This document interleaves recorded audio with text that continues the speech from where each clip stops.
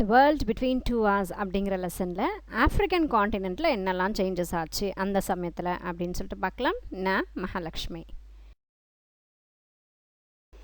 Anti colonial movements in Africa. கொலோனியல்னால் ஏற்கனவே சொல்லியிருக்கேன், வேறு நாட்டுக்காரங்க இன்னொரு நாடை போய் கண்ட்ரோலில் வச்சுக்கிறது, அதுதான் கொலோனியல் ஆக்கிரமிப்பு சொல்லுவாங்க. ஸோ அந்த ஆக்கிரமிப்பை எதிர்த்து போராடுறது தான் anti colonial movements in Africa. ஆஃப்ரிக்கர் கண்டத்தில் எப்படியெல்லாம் வந்து ஆன்டி கலோனியல் மூமெண்ட்ஸ் பண்ணாங்க. Colonization of Africa. The African coastline has been explored in 16th century and a few European settlements had come about. So African இந்த coastline அப்படின்றது அந்த கடலுடைய அந்த end, so boundary, அந்த கடலுடைய பவுண்ட்ரிஸ் அந்த கோஸ்ட்லைன் அப்படின்னு சொல்கிறோம். So அந்த கோஸ்ட் லைனில் மட்டும் என்ன பண்ணுறாங்கன்னா, யூரோப்பியன் மக்கள் வந்தாங்க, 16th சென்ச்சுரியிலே வந்துட்டாங்க, சிலர் அங்கே தங்கிட்டும் இருக்காங்க, செட்டில்மெண்ட்டும் அங்கெல்லாம் இருக்குது. But the interior of Africa was unknown to the outside world until the last quarter of 19th century. ஆனால் 19th century வரைக்கும் 16th centuryலே ஆஃப்ரிக்காவுக்குள்ளே வந்துட்டவங்க ஆஃப்ரிக்காவுடைய ரொம்ப இன்டீரியரில் அவங்களால உள்ளே போக முடியலை. ஆனால் 19th century குவார்ட்டர், லாஸ்ட் குவார்ட்டர்னால் என்னது, 25, 50, 75. ஸோ அந்த 75 வருடங்களில் பார்த்திங்க அப்படின்னா அவங்க உள்ளே வராங்க. இங்கே 19th century அப்படின்றது பார்த்திங்கன்னா 1980 அப்படிலாம் இல்லை, அதுக்கு முன்னாடி நம்பர் 18, அந்த 1850, 1876 அந்த வருஷங்கள்லாம் பார்த்திங்கன்னா 19th centuryயில் வரும். So European colonization began after about 1875. So இவங்க எப்போ உள்ளுக்குள்ளே நுழைய ஆரம்பித்தாங்களோ, அதாவது last quarter of 19th century, அதான் பாருங்கள் 1875. ஸோ அந்த 19th century கடைசி கட்டங்களில் போய் இவங்க உள்ளே நுழைய ஆரம்பித்ததுக்கப்புறம் பார்த்திங்கன்னா கொலனைசேஷன் நடந்துச்சு. அதாவது போயிட்டு ஆக்கிரமிப்புகளை வந்து அவங்க கண்ட்ரோலில் கொண்டு வந்துட்டாங்க. The Berlin Colonial Conference of 1884-85 revolted that Africa should be divided into spheres of influence of various colonial powers. So பெர்லினில் கொலோனியல் கான்ஃபரன்ஸ்னு ஒன்று நடக்குது. இந்த எல்லாம் மற்ற நாடுகள் எல்லாம் போயிட்டு கண்ட்ரோலில் வச்சுருக்கக்கூடியவங்கெல்லாம் ஒன்றா சேர்ந்து ஒரு கான்ஃபரன்ஸ் நடத்துகிறாங்க, மாநாடு மாதிரி ஒன்று நடத்துகிறாங்க. அப்போது அது வந்து 1884-85 நடக்கும்போது நிறைய காலனிஸ் இருக்கும் இல்லையா, அவங்க எல்லோரும் ஒன்றா சேர்ந்து என்ன பண்ணாங்க, ஆஃப்ரிக்காவை வந்து தனித்தனியாக பிரிச்சுக்கணும், ஸ்பியர்ஸாக பிரிச்சுக்கணும், அதை தனித்தனி பகுதிகளை பிரிச்சுக்கணும் அப்படின்னு சொல்லிட்டு பேசிக்கிறாங்க. The war between the British and the Boers in South Africa, however, was a defiance of this resolution. So இவங்க எடுத்த இந்த ரெசல்யூஷன், இவங்க எடுத்த இந்த முடிவுக்கு ஆப்போசிட்டாக இருந்தது, ஒபே பண்ணாமல் இருந்தாங்க யாருன்னா போயர்ஸ் அப்படின்றவங்க. போயர்ஸ் அப்படின்றவங்க தான் சவுத் ஆஃப்ரிக்காவில் வாழக்கூடிய மக்கள். அவங்களுக்கும் பிரிட்டிஷ்க்கும் எப்பவுமே வந்து ப்ராப்ளம்ஸ் இருந்துகிட்டே இருக்கும், வார்ஸ் நடந்துகிட்டே இருக்கும், போர்கள் நடந்துகிட்டே இருந்தது. அதில் ஒரு முக்கியமான ஒரு போர் பார்த்திங்கன்னா போயர் வார்ஸ் அப்படின்னு சொல்கிறாங்க.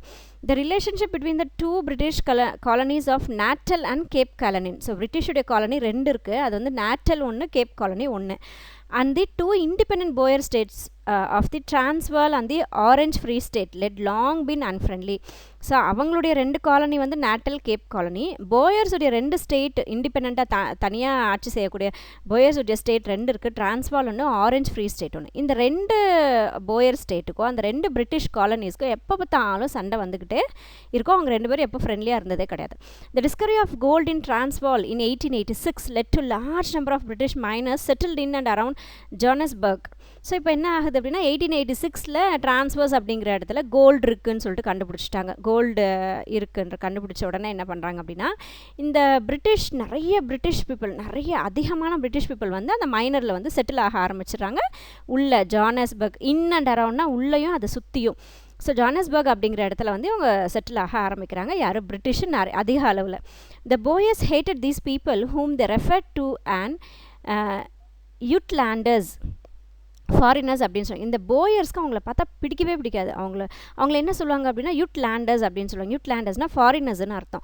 த Boers taxed them heavily apart from denying political rights. So இந்த ஃபாரினர்ஸ்க்கு, அதாவது பிரிட்டிஷ் பீப்புளுக்கு பார்த்திங்கன்னா பொலிட்டிக்கல் ரைட்ஸ் எதுவுமே அவங்களோட ஸ்டேட்டில் கிடையாது. நிறைய அதிகமான டாக்ஸஸ் வந்து பிரிட்டிஷ் பீப்புள் மேலே அவங்க போட ஆரம்பித்தாங்க. So the question was whether the British or the Boers were to be the supreme in South Africa. So இப்போ என்ன ஒரு கேள்வி ஆரம்பிக்குதுன்னா, பிரிட்டிஷ் சுப்ரீமா இல்லை போயர் சுப்ரீமா, யாருக்கு அதிகமான பவர் இருக்குது இந்த ஆஃப்ரிக்காவில், சவுத் ஆஃப்ரிக்காவில் அப்படின்ற ஒரு கேள்வி வந்து எழுதுச்சு. Fearing attacks from the British, the Boers armed themselves and decided to attack. So இப்போ பிரிட்டிஷ் பீப்புள் வந்து இவங்க மேலே அட்டாக்ஸ் பண்ணிக்கிட்டே இருக்கும்போது இவங்களுடைய அந்த போயர்ஸ் என்ன பண்ணுறாங்க அப்படின்னா அவங்கள அட்டாக் பண்ணுறதுக்கு டிசைட் பண்ணிடுறாங்க அவங்களுடைய அந்த கருவிகள்லாம் வச்சுக்கிட்டு. The Boer war lasted for 3 years 1899 to 1902. So இந்த போயர் வார் அப்படின்றது 3 வருஷம் நடக்குது. 1899லேருந்து 1902 வரைக்கும் இந்த வார் வந்து நடந்துகிட்டே இருக்குது. Initially the Boers were successful. So starting ஸ்டேஜில் போயர்ஸ் வந்து சக்ஸஸ்ஃபுல் ஆகிடுறாங்க, போரில் வந்து ஜெயிச்சிடுறாங்க. But by the first half of 1900 the Boers army was defeated. Pretoria was occupied. So இப்போ என்ன ஆகுதுன்னா 1900 அந்த வருஷங்களுடைய அந்த ஃபஸ்ட் ஹாஃப் ஆஃப் 1900னா அந்த 1950 அந்த டைம்ஸில் சொல்கிறாங்க. இந்த போயர் ஆர்மி வந்து டிஃபீட் பண்ணிடுறாங்க, தோற்கடிச்சிடுறாங்க. பெர்டோரியா அப்படிங்கிற ஒரு இடத்த வந்து பிரிட்டிஷ் வந்து ஆக்குப்பை பண்ணிக்குது. இந்த Boers took to guerrilla fighting. So Boers வந்து கொரில்லா ஃபைட்டிங் எல்லாம் கூட செஞ்சு பார்த்தாங்க இவங்க மேலே, பிரிட்டிஷ் மேலே. This continued for about 2 years. So இந்த கொரில்லா ஃபைட்டிங் கூட எவ்வளோ வருஷம் நடக்குதுன்னு 2 வருஷம் நடந்துகிட்டே இருக்குது. In retaliation the British destroyed farms and crops. So repeat இவங்களுடைய அந்த கொரில்லா தாக்குதலுக்கு எதிர்க்கிற மாதிரி என்ன பண்ணுறாங்க அப்படின்னா அவங்களுடைய ஃபார்ம்ஸ், அவங்களுடைய கிராப்ஸ், அவங்களுடைய விளைச்சல்கள் எல்லாத்தையுமே வந்து இந்த பிரிட்டிஷ் வந்து அழிச்சிடுறாங்க. They set up internment camps for Boer women and children. So Boer நாட்டில் இருக்கக்கூடிய குழந்தைங்களுக்கும் பெண்களுக்கும் அவங்க இன்டர்ன்மெண்ட் கேம்ப்ஸ் வந்து செட் பண்ணுறாங்க. Shortage of food, medicine and sanitary facilities cause the death of 26,000 people. So அந்த கேம்பில் அந்த இன்டர்ன்மெண்ட் கேம்ப் வருது செட் பண்ணுறாங்க இல்லையா பிரிட்டிஷ், அதில் வந்து சாப்பாடு, மெடிசன், அவங்களுக்கு தேவையான அத்தியாவசிய பொருட்கள் எதுவுமே இல்லாமல் கிட்டத்தட்ட 26,000 people வந்து அந்த கேம்ப்ஸில் இறந்துடுறாங்க. The British annex the 2 Boer states. So 2 Boer state இருக்கு இல்லைங்களா, டிரான்ஸ்வால் ஒன்று, ஆரஞ்ச் ஃப்ரீ ஸ்டேட் ஒன்று, அது ரெண்டுத்தையுமே வந்து இப்போ அவங்க கைப்பற்றுறாங்க. Boers were however promised self government in due course. So கொஞ்ச நாள் கழிச்சு கண்டிப்பாக வந்து அவங்களுக்கு வந்து செல்ஃப் கவர்மெண்ட் கொடுத்துட்றோம் அப்படின்னு சொல்லிட்டு ப்ராமிஸ் பண்ணியிருக்காங்க British people. In 1907 full responsible government was given to the Transvaal and the Orange Free State. So 1907ல என்ன பண்ணுறாங்கன்னா ரெஸ்பான்சிபிள் கவர்மெண்ட், அதாவது கம்ப்ளீட்டான ஒரு ரெஸ்பான்சிபிள் கவர்மெண்ட்டாக நீங்கள் இருந்துக்கலாம் அப்படின்னு சொல்லிட்டு அவங்க கையிலே விட்டுறாங்க. எந்தெந்த ஸ்டேட்டு டிரான்ஸ்வாலையும் ஆரஞ்ச் ஃப்ரீ ஸ்டேட்டுக்கும் ஃபுல் ரெஸ்பான்சிபிள் கவர்மெண்ட்டை தான் அவங்ககிட்டே விட்டுறாங்க British. The 4 states formed into a union and the South Africa Act passed by the British Parliament in 1909 provided for a union parliament at Cape Town. So 4 state என்ன ஆகுது, இப்போ அவங்களது ஒரு 2, இவங்களது ஒரு 2, அப்போ ஒன்றா சேர்த்துறாங்க. சவுத் ஆஃப்ரிக்கன் ஆக்ட் அப்படின்ட்டு ஒன்று பாஸ் பண்ணுறாங்க பிரிட்டிஷ் பார்லிமெண்ட்டில் 1909ல். அது என்ன சொல்கிறாங்கன்னா union parliament of Cape Town அப்படின்னு சொல்லி அதுக்கு சொல்கிறாங்க. The union of South Africa came into being in May 1910. So அந்த சவுத் ஆஃப்ரிக்காவுடைய யூனியன் எல்லாம் ஒன்றா சேர்ந்து ஒரு இது தனித்தனியாக இருந்ததெல்லாம் ஒன்றா சேர்த்துனாங்க இல்லையா, அதை வந்து யூனியன் ஆஃப் சவுத் ஆஃப்ரிக்கான்னு சொல்கிறாங்க. அது எப்போலேருந்து வருது அப்படின்னா May 1910ல் அந்த இது வந்து வருது. நேஷ்னலிஸ்ட் பாலிட்டிக்ஸ் இன் சவுத் ஆஃப்ரிக்கா. ஸோ சவுத் ஆஃப்ரிக்காவில் நேஷ்னலிஸ்ட்டில் நடந்தக்கூடிய அந்த அரசியல் அப்படி தான் இது சொல்கிறோம். There were 2 main political parties. So அந்த சவுத் ஆஃப்ரிக்காவில் பார்த்தீங்க அப்படின்னா 2 முக்கியமான அரசியல் கட்சிகள் இருந்துச்சு. அது என்னென்னா unionist party which was mainly British. அது ஒரு பார்ட்டியுடைய பேர் வந்து யூனியனிஸ்ட் பார்ட்டின்னு சொல்கிறாங்க. அவங்க பெரும்பாலும் பிரிட்டிஷ் மக்கள் தான் இருந்தாங்க. சவுத் ஆஃப்ரிக்கன் பார்ட்டின்னு ஒன்று இருந்தது, அதில் பெரும்பாலும் ஆஃப்ரிக்கன்ஸ் தான் இருந்தாங்க, அது போயர்ஸ் தான் இருந்தாங்க. ஸோ ஒன்று பிரிட்டிஷ் ஆர்மி, ஒன்று பிரிட்டிஷ் பார்ட்டி, இன்னொன்று வந்து Africans party. The first prime minister Botha belonged to the South African party ruled in cooperation with the British. So first prime மினிஸ்டராக ஒருத்தர் ஆகிறாரு, அவருடைய பேர் வந்து போதா. இவர் என்ன பண்ணுறாரு அப்படின்னா சவுத் ஆஃப்ரிக்கன் பார்ட்டி மூலியமாக இவர் பிஎம் ஆகிறாரு. ஸோ இவர் வந்து அந்த சவுத் ஆஃப்ரிக்கா வந்து வழிநடத்துகிறாரு. ஆனால் பிரிட்டிஷுடைய கோஆப்ரேஷனால் அவங்கள எதிர்த்தெல்லாம் எதுவும் பண்ணாமல் அவங்களோட சேர்ந்து வந்து ஒர்க் பண்ணுறாரு. But militant section of South African party formed the national party under Hertzog. So இப்போ ஒரு பகுதி இந்த சவுத் ஆஃப்ரிக்கன் பார்ட்டியில் இருக்கக்கூடிய அந்த மிலிட்ரி சம்மந்தப்பட்ட செக்ஷன் இருக்கும் இல்லையா, ஸோ அவங்க மட்டும் பிரிஞ்சு வந்துட்டு என்ன பண்ணுறாங்கன்னா சவுத் ஆஃப்ரிக்கன் பார்ட்டிலேருந்து பிரிஞ்சு வந்துட்டு நேஷ்னல் பார்ட்டி அப்படின்னு சொல்லிட்டு ஒன்று ஆரம்பிச்சிடுறாங்க. அந்த நேஷ்னல் பார்ட்டி யாருடைய அண்டரில் லீடர்ஷிப்பில் இருக்குன்னு பார்த்தா ஹெர்சாக் அப்படிங்கிறவருடைய லீடர்ஷிப்பில் நடக்குது. Hertzog wanted a twin policy of supremacy. So அவர் என்ன சொல்கிறாருன்னா அதாவது நீ பெரியவனா நான் பெரியவனான்னும் போது ட்வின் பாலிசி வேணும், 2 பேருக்கும் சமமான இது வேணும்னு சொல்லும்போது ஒயிட்ஸ் ஓவர் பிளாக்ஸ், அதாவது பிளாக்ஸை விட ஒயிட்ஸ் சுப்பீரியராகவும் இருக்கணும். அண்ட் ஆஃப்ரிக்கனஸ் ஓவர் பிரிட்டிஷ், பிளாக்ஸும் பார்த்திங்கன்னா ஆஃப்ரிக்கன் நாட்டு மக்களும் பிரிட்டிஷை விட மேலே இருக்கணும். ஸோ இந்த 2 பாலிசி ஆஃப் சுப்ரமசி இருக்கணும், ஒருத்தருக்கு மேலே ஒருத்தர் வந்து அதிகாரம் செலுத்துகிற மாதிரி இருக்கணும் அப்படின்னு சொல்கிறாங்க. இந்த 1920 elections the national party gain 44 seats. So இப்போ என்ன எலெக்ஷன் நடக்குது, இதில் இந்த புதுசாக ஆரம்பித்த நேஷ்னல் பார்ட்டியில் ஹெர்சாகுடைய லீடர்ஷிப்பில் வருதா, ஸோ அவங்க தான் வந்து ஜெயிச்சிடுறாங்க, அவங்க 44 சீட்ஸ் வாங்கிட்டாங்க. இப்போ சவுத் ஆஃப்ரிக்கன் பார்ட்டி இருக்கு இல்லையா, அவங்க என்ன பண்ணுறாங்கன்னா சவுத் ஆஃப்ரிக்கன் பார்ட்டியுடைய அதை லீட் பண்ணது யாருன்னா ஸ்மட்ஸ் அப்படிங்கிறவர் தான். ஸோ அவர் என்ன பண்ணுறாரு, 41 சீட்ஸ் மட்டும்தான் வாங்குறாரு. இந்த சமயத்தில் என்ன ஆகுதுன்னா பிரிட்டிஷ் டாமினன்ட் யூனியனிஸ்ட் பார்ட்டின்னு ஒன்று இருக்காங்க இல்லையா, ஸோ வெறும் பிரிட்டிஷ் மக்கள் மட்டும் இருக்கக்கூடிய அந்த பார்ட்டி யூனியனிஸ்ட் பார்ட்டி என்ன ஆகுதுன்னா இந்த சவுத் ஆஃப்ரிக்கன் பார்ட்டியோட ஒன்றா சேர்ந்துடுறாங்க. ஸோ ஏற்கனவே சவுத் ஆஃப்ரிக்கன் பார்ட்டியை விட்டு கொஞ்சம் பேர் நகர்ந்து வெளியே வந்துட்டாங்க. ஸோ அதில் ஒரு செக்ஷன் இருக்காங்க. இந்த யூனியனிஸ்ட் பார்ட்டி ஃபுல்லாக பிரிட்டிஷ் மக்களை சார்ந்தவங்க. இந்த சவுத் ஆஃப்ரிக்கா பார்ட்டியும் வந்து பிரிட்டிஷோட கோஆப்ரேட் பண்ணக்கூடிய மக்கள் தான் இவங்க. ஸோ இவங்க எல்லாம் ஒன்றா சேர்ந்துடுறாங்க. This gave Smuts a majority over the militant Afrikaners controlled national party. So இதனால் என்னாச்சு, இந்த 2 பார்ட்டியும் ஒன்றா சேர்ந்ததுனால ஏற்கனவே ஜெயிச்சாங்க பார்த்தீங்களா, 44 சீட்ஸ் வாங்கி ஆக்சுவலாக அவங்க தான் ஜெயிச்சாங்க இல்லையா, ஆனால் அவங்களையும் தாண்டி இவங்களுடைய இந்த யூனியன் இவங்க 2 பேரும் ஒன்றா சேர்ந்ததுனால இந்த மிலிட்டன்ட் ஆஃப்ரிக்கனர்ஸ் நேஷ்னல் பார்ட்டியோடைய கண்ட்ரோல் வந்து குறைஞ்சி போச்சு. அவங்களோட இவங்க மெஜாரிட்டி ஆகிட்டாங்க. இப்போது racist policy against the blacks. இந்த ரேசிஸ்ட் அப்படின்னா அந்த இனம் கலர் எல்லாம் சொல்லி இனம் பிரிப்பாங்க பார்த்தீங்களா, அதான் ரேசிஸ்ட். ரேஸ் அப்படின்னா அந்த இனங்களை வச்சு பிரிக்கிறது. ஸோ அந்த மாதிரியான பாலிசி என்னெல்லாம் கொண்டு வந்தாங்க, கருப்பின மக்களை எதிர்த்து, அதாவது ஃபாரின் ஆஃப்ரிக்கன்ஸை எதிர்த்து என்னெல்லாம் கொண்டு வராங்கன்னா இந்த ஆஃப்ரிக்கன் இஸ் பர்சுவேடட் ஹார்ஷ்னஸ் ரொம்ப மோசமாக அவங்கள நடத்தப்படுறாங்க. Racist policy towards blacks and the minority Indians. So ஆஃப்ரிக்காவில் இருக்கக்கூடிய அந்த கருப்பின மக்களையும் இந்திய நாட்டை சார்ந்தவங்களையும் மைனாரிட்டி இந்தியன் பீப்புள் வந்து கொஞ்சம் பேர் அங்கே இருக்கிறாங்க. ஸோ அவங்க மைனாரிட்டி இந்தியன்ஸ் சொல்கிறாங்க, கொஞ்சம் பேர் இருக்காங்கன்னு அர்த்தம். அவங்க மேலெல்லாம் அதிகமான ஹார்ஷ்னஸை வந்து இவங்க காட்டுறாங்க, கடுமையான சில விஷயங்கள் வந்து இவங்க செய்கிறாங்க. In 1923 an act was passed to confine the native residents to certain parts of town. So இப்போ 1923 என்ன பண்ணாங்க, ஒரு சட்டம் ஏற்றுறாங்க. அந்த சட்டத்தில் என்ன சொல்கிறாங்க அப்படின்னா ஒரு சில இடங்களில், அதாவது ஒரு சில டவுன்ஸில் பார்த்திங்க அப்படின்னா அங்கே இருந்தவங்க மட்டும்தான் ரெசிடென்ஸாக இருக்க முடியும், அங்கே தான் அதாவது அவங்களால மட்டும்தான் அந்த இடத்துல சொத்துகள் வாங்க முடியும், அவங்களால மட்டும்தான் அங்கே ஸ்டே பண்ண முடியும் என்ற மாதிரி ஒரு ஆக்டை வந்து கொண்டு வந்துடுறாங்க. Already an act of 1930 had segregated black and white farmers which made it impossible for the blacks to acquire land in most parts of country. ஏற்கனவே இதே மாதிரி 1913 ஒரு ஆக்ட் கொண்டு வந்துட்டாங்க. அந்த ஆக்டில் என்ன பண்ணிட்டாங்க, பிளாக் ஃபார்மர்ஸையும் ஒயிட் ஃபார்மர்ஸையும் பிரித்ததுனால என்ன ஆச்சுன்னா நிறைய கருப்பின மக்களால் வந்து சொந்தமாக லேண்டை கூட அவங்களால வச்சுக்க முடியாத ஒரு நிலை தான் வந்து இந்த 1913 கொண்டு வந்த சட்டம் வந்து பண்ணுச்சு. அதே மாதிரி இப்போ 1923 வந்த சட்டமும் பார்த்திங்கன்னா அந்த நேட்டிவில், அதாவது அவங்களுடைய சொந்த இடத்துலையும் அவங்களால இருக்க முடியாத ஒரு நிலை வந்து ஏற்பட்டுருச்சு. In 1924 election was won by the National Party with the support of labor movement composed mainly of white miners. So இப்போ இந்த நேஷ்னல் பார்ட்டி ஏற்கனவே இவங்க தோற்கப்பட்டவர்கள் இல்லையா, ஜெயிச்சவங்க, பட் அவங்க யூனியன்ஸ் அதனால இதாச்சு. ஸோ இந்த நேஷ்னல் பார்ட்டி மறுபடியும் 1920 எலெக்ஷனில் ஜெயிச்சிடுறாங்க. ஆனால் யாருடைய சப்போர்ட்லன்னு பார்த்தீங்கன்னா லேபர் மூமெண்ட் அப்படிங்கிற ஒரு இனத்தோடைய ஒரு குரூப்புடைய சப்போர்ட்டால் இவங்க ஜெயிச்சிடுறாங்க. ஆனால் என்ன பிரச்சனைனா அந்த லேபர் மூமெண்ட்டில் இருக்கிறவங்க முக்கால்வாசி யாருன்னு பார்த்தா ஒயிட் மைனர்ஸ் தான், அதாவது அந்த கோல்டை மைன் பண்ணி எடுக்கக்கூடிய வெள்ளையின மக்கள், அதாவது பிரிட்டிஷ் மக்கள் தான் வந்து அதில் நிறைய பேர் இருக்காங்க.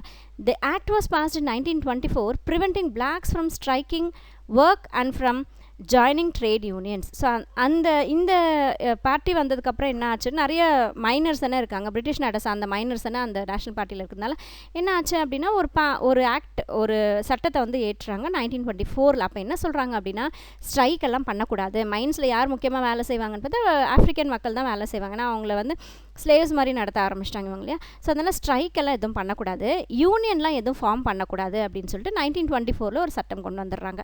இந்த Cape provides the voting right to the blacks was abolished. So அந்த டவுன் கேப் அப்படிங்கிற இடத்துல பார்த்தீங்கன்னா கருப்பின மக்களுக்கு வந்து ஓட்டு போடுற ரைட்டு கூட இல்லைன்னு சொல்லிட்டு சட்டம் வந்து கொண்டு வந்துடுறாங்க. Native blacks suffered in all spheres. So அந்த நேட்டிவ் பிளாக்ஸ்னால் அதே இடத்துல பிறந்து வளர்ந்தவங்க தான் நேட்டிவ் சொல்லுவோம். ஸோ நேட்டிவ் பிளாக்ஸ்னால் ஆஃப்ரிக்காவில் இருக்கக்கூடிய அந்த கருப்பின மக்கள் எல்லா வகையிலையும் வந்து சஃபர் பண்ணுறாங்க, கஷ்டப்பட்டாங்க. சோஷியலாகவும் எக்கனாமிக்கலாகவும் பொலிட்டிக்கல்ஸ். ஸோ பாலிட்டிக்ஸ்லேயும் அவங்க நுழைஞ்சிட்டாங்க, எக்கனாமிலையும் அவங்க தான் அதிகமாக இருக்காங்க, அவங்க ஓனர்ஸு, இவங்க வந்து லேபர்ஸ் ஆகிட்டாங்க இல்லையா. ஸோ சோஷியலையும் பார்த்திங்கன்னா கருப்பினர் வெள்ளையினர் கலர்ஸை வச்சு அவங்க வந்து சோஷியலியும் அவங்க வந்து சஃபர் ஆகிட்டாங்க. Dominion status for South Africa.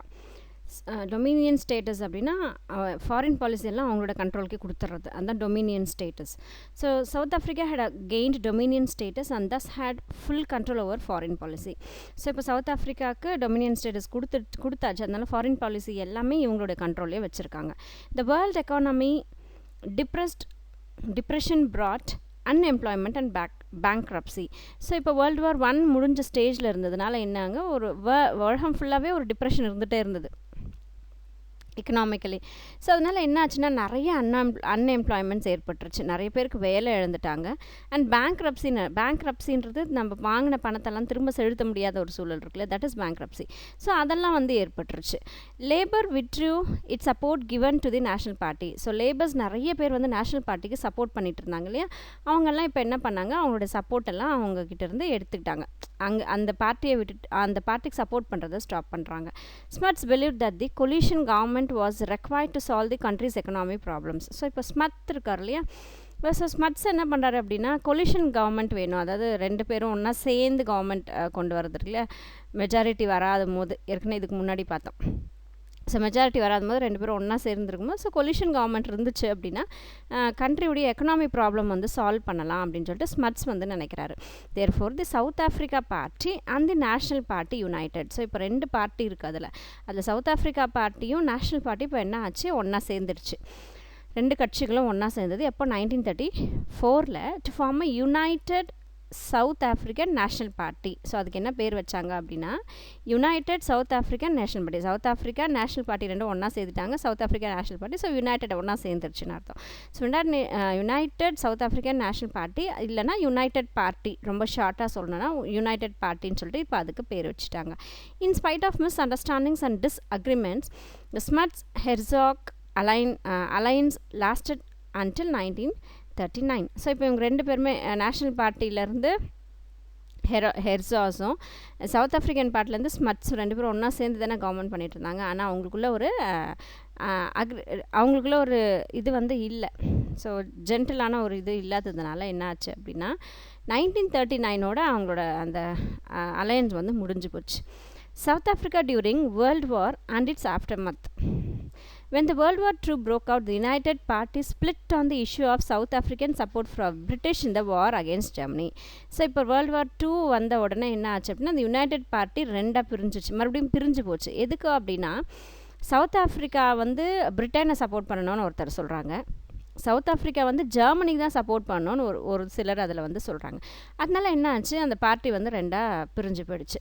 Smut supports Nazism and wanted South Africa to help Britain. So Smuts என்ன சொல்கிறாரு அப்படின்னா ஜெர்மனிக்கு சப்போர்ட் பண்ணக்கூடாது, பிரிட்டனுக்கு தான் சப்போர்ட் பண்ணணும் அப்படின்னு சொல்லிட்டு ஸ்மத் சொல்கிறாரு. ஹெரோஸ் ஆனால் அங்கே இருந்த இன்னொருத்தர் வந்து ஹெர்சாக் இல்லையா, ஸோ ஹெர்சாக் என்ன சொல்கிறாரு அப்படின்னா sympathetic towards Hitler and favoured a policy of neutrality. So Hitler மேலே இவருக்கு ஒரு பெரிய ஒரு அபிப்பிராயம் இருந்ததுனால என்ன பண்ணுறாரு அப்படின்னா நியூட்ரலாக இருந்துடுறாரு, சப்போர்ட்டும் பண்ணலை, ஜெர்மனிக்கு சப்போர்ட்டும் பண்ணலை, பிரிட்டிஷ்க்கும் சப்போர்ட் பண்ணல, ஸோ நியூட்ரலாக இருந்துட்டு போயிடுறாரு. The parliament however decided in favour of war. ஆனால் பார்லிமெண்ட் அந்த சட்டமன்றம் என்ன பண்ணுது, வாருக்கு ஃபேவராக போகிறதுன்னு சொல்லிட்டு டிசைட் பண்ணிடுறாங்க. அப்போ வாருக்கு ஃபேவராக போகிறதுனா யாருக்கு இவங்க சப்போர்ட் பண்ணுவாங்க, பிரிட்டிஷ் பீப்புளுக்கு தான் சப்போர்ட் பண்ணுவாங்க இல்லையா. அப்போ என்ன ஆகுது, பிரிட்டிஷ் பீப்புளுக்கு சப்போர்ட் பண்ணலான்னு சொல்லிட்டு சட்டசபையில் முடிவு எடுத்துடுறாங்க. And Herzog resigned. ஸோ அதனால் என்ன பண்ணுறாரு, ஹெர்சாக் வந்து அவருடைய இதை வந்து போஸ்டிங்கை ரிசைன் பண்ணிடுறாரு. Smuts continue to function as a prime minister until 1949. So இவர் ரிசைன் பண்ணிவிட்டு வெளியே வந்த உடனே என்ன ஆகுது, 1949 வரைக்கும் இந்த ஸ்மட்ஸே வந்து பிரைம் மினிஸ்டராக இருந்து கண்ட்ரியை வந்து வழி நடத்துகிறாரு. With the passing away of the Hertzog many in the party led by him joined the nationalist. So இவர் அந்த கட்சியை விட்டு ரிசைன் பண்ணி வெளியே வந்துட்டதுனால என்ன பண்ணுறாங்கன்னா நிறைய பேர் இவருக்கு பின்னாடியே வந்துட்டு நேஷ்னலிஸ்ட் அப்படிங்கிற பார்ட்டியில் வந்து சேர்றாங்க. The 1948 election gave the reunified National Party a majority over the truncated United Party. So இப்போ யுனைடெட் பார்ட்டின்னு ஒன்றா சேர்ந்துட்டாங்க, மறுபடியும் அவங்க வந்து பிரிஞ்சு தனியாக வந்துட்டாங்க. அப்போ அது வந்து நேஷ்னல் பார்ட்டியாக ஆகிடுச்சு. இப்போ 1948 எலெக்ஷனில் என்ன ஆகுது அப்படின்னா, இந்த பிரிஞ்சு வந்த நேஷ்னல் பார்ட்டிக்கு மறுபடியும் மெஜாரிட்டி வந்து கிடைக்குது. அப்பார்டட் இன் சவுத் ஆஃப்ரிக்கா. ஸோ சவுத் ஆஃப்ரிக்காவில் அந்த கருப்பினர்களுக்குன்னு தனியாக ஒரு இது சொல்லுவாங்க, கருப்பின மக்கள் தனியாக இருக்கணும், அதெல்லாம் வந்து அப்பார்டட், அதாவது பிரித்து பார்க்குறது. ஸோ சவுத் ஆஃப்ரிக்காவில் அந்த அப்பார்டட் அப்படின்றது நிறையவே நடந்துட்டு இருந்தது. Apartheid which means separateness because became the racial policy of the nationalist party 1947. So 1947 வந்து இந்த அப்பார்டட் அப்படிங்கிற ரூலை வந்து கொண்டு வராங்க. From 1950 onwards, a series of laws came to be enforced. So 1950க்கு அப்புறம் நிறைய சட்டங்கள் வந்து ஏற்ற ஆரம்பிச்சிட்டாங்க. The whole country was divided into separate areas for different races. So அதனால் என்ன பண்ணுறாங்க, அதுக்கப்புறம் வரக்கூடிய அந்த லாஸில், அந்த சட்டங்களில் நாடையே வந்து செப்பரேட்டாக பிரிக்க ஆரம்பிச்சிட்டாங்க. அந்த ரேசஸ், அதாவது கருப்பினர்கள், வெள்ளை ஒயிட்ஸ் அண்ட் பிளாக்ஸ் பீப்புள் வாழ்கிற இடம், ஒயிட்ஸ் பீப்புள் வாழ்கிற இடம், ஒயிட்ஸ் பீப்புள் ட்ராவல் பண்ணுறதுக்கு என்ன, படிக்கிறதுக்கு என்ன, ஸ்கூல்ஸ் என்ன, எல்லாமே வந்து செப்பரேட் பண்ண ஆரம்பிச்சிட்டாங்க. மேரேஜ் பிட்வீன் ஒயிட் அண்ட் நான் ஒயிட்ஸ் ஃபார் ஃபர்பிடன். ஸோ வெள்ளையின மக்களும் கருப்பினர்களும் வந்து கல்யாணம் பண்ணிக்கிறத கூட ஃபர்பிட் பண்ணாங்க, தடை போட்டாங்க. Nearly all schools were brought under government control so that education different from that of the whites could be implemented for Africans. So schools, எல்லா ஸ்கூல்ஸும் கவர்மெண்ட்டுடைய கண்ட்ரோலில் கொண்டு வந்துட்டாங்க. அதனால் என்னாச்சு அப்படின்னா, இந்த கருப்பினர்கள் ஆஃப்ரிக்கன்ஸ் இருப்பாங்க இல்லையா, அந்த ஆஃப்ரிக்கன்ஸ் கொடுக்கக்கூடிய எஜுகேஷனே வந்து அந்த ஒயிட்ஸுக்கு கொடுக்கக்கூடிய எஜுகேஷனோட ரொம்ப டிஃப்ரெண்ட்டான ஒரு எஜுகேஷனாக இருந்தது. University education was also segregated. அதே மாதிரி யூனிவர்சிட்டியில் காலேஜ் லெவலில் கொடுக்கக்கூடிய படிப்புமே கூட பார்த்திங்கன்னா ஒயிட்ஸுக்கு வேறு விதமான படிப்பு, ஆஃப்ரிக்கன்ஸ்க்கு வேறு விதமான படிப்புகள் இருந்தது. Apartheid is based on the belief that the political equality of white and black in South Africa would mean black rule. So political equality கொடுக்கக்கூடாது black and அந்த பிளாக்ஸ் அண்ட் ஒயிட்ஸ்க்கு சவுத் ஆஃப்ரிக்காவில் அப்படின்னா இப்போ பிளாக் ரூல்ன்ற மாதிரி ஆயிரும் அப்படின்னு சொல்லிட்டு அவங்க நம்புகிறாங்க. Since this would imperil the European interest, it was decided to keep the Africans in the permanent subjection through force. So ஒருவேளை அவங்க வந்து பிளாக் பீப்புள் வந்து பொலிட்டிக்கலில் பெரிய ஆளாக வந்துட்டாங்க, இந்த அரசியல் ரீதியாக அவங்க பெரிய ஆளாக வந்துட்டாங்க அப்படின்னா, அப்போது அவங்களுடைய இது தான் அதிகமாக இருக்கும், டாமினேஷன் அதிகமாக இருக்கும்ன்றதுனால என்ன பண்ணுறாங்க, இவங்க டிசைட் பண்ணுறாங்க அப்படின்னா இந்த பிளாக் பீப்புளை அப்படியே அடக்குமுறையிலேயே இவங்களை வந்து அப்படியே வச்சுக்கிறத டிசைட் பண்ணுறாங்க. Verwoerd who are the prime minister of South Africa from 1958 to 1966. So 58லேருந்து 66 வரைக்கும் ஒருத்தர் பிரைம் மினிஸ்டராக இருக்கார். அவர் வந்து வெர் ஓயட் அப்படின்றவர் அவருடைய பேர். இந்த அப்பார்டட் பாலிசி, அதாவது கருப்பின மக்களை வந்து பிரித்து ஆள்றது அப்படிங்கிற இந்த அப்பார்டட் பாலிசி வந்து அவருடைய பிளான் தான் அது எல்லாமே. The African national congress founded in 1912 for the practice of racism. So African national congress வந்து 1912 ஆரம்பிக்கப்பட்ட ஒரு காங்கிரஸ் அது. ஸோ அவங்க என்ன பண்ணாங்க, இந்த ரேசிசம், இந்த நிறத்தை வச்சு பிரித்து ஆள்றதெல்லாம் வந்து எதிர்த்து போராட ஆரம்பிக்கிறாங்க. Repression was let loose against the leaders of the Congress. ஆனால் அந்த காங்கிரஸில் இருக்கக்கூடிய அந்த லீடர்ஸ் மேலே மட்டும் அடக்குமுறைகள் வந்து கொஞ்சம் விலக்கப்பட்டிருந்துச்சு. த ANC was pant and their leader Nelson Mandela was put behind bars. So இந்த ஆஃப்ரிக்கன் நேஷனல் காங்கிரஸ் இருக்குல்லையா, அதோட லீடர் வந்து நெல்சன் மண்டேலா. ஸோ என்ன பண்ணுறாங்க அப்படின்னா, அந்த ஒரு கட்சியவே வந்து இல்லைன்னு சொல்லிட்டு பண்ணிடுறாங்க, பேண்டுன்னு தடை செஞ்சிடறாங்க. ஸோ அந்த இயக்கத்தையே வந்து தடை செஞ்சுட்டு நெல்சன் மண்டேலாவை கொண்டு போயிட்டு ஜெயிலில் போட்டுறாங்க. Mounting pressure at the global level help to end the racist regiment South Africa. So world லெவலில் இந்த ராசிசம் பற்றி, அதாவது இனங்களில் வச்சு பிரித்து ஆள்றதை வந்து வேர்ல்டு லெவலில் கொண்டு போனதுனால இதிலிருந்து வெளிவர முடிஞ்சிச்சு சவுத் ஆஃப்ரிக்காவால். In 1990 the ban on ANC was lifted. So 1990 அந்த வருஷத்தில் ஆஃப்ரிக்கன் நேஷனல் காங்கிரஸ் மேலே இருந்த அந்த தடை ஏற்பட்டிருந்தாங்களே, ஸோ அதை வந்து நீக்கப்பட்டுருச்சு. மண்டேலா வந்து 27 இயர்ஸ்க்கு அப்புறம் ஃப்ரீயாக விட்டுட்டாங்க, அவரை ஜெயிலேருந்து வெளியே விட்டுறாங்க, ரிலீஸ் பண்ணிடுறாங்க.